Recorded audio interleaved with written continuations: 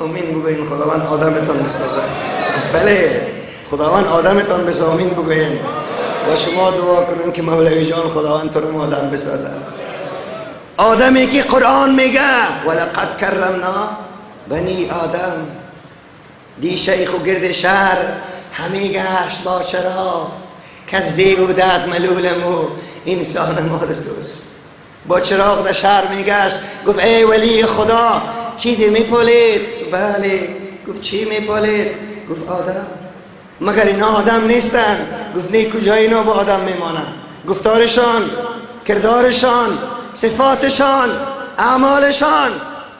من از یک جا یک روز میگذشتم، یک کسی بیچارگک ملامت نبود، از بین جوی با سطل همین لوش بیرون می انداخت، همین تو که انداخت را سر مولوی. سبحان الله. وای چه خوب جزا داد.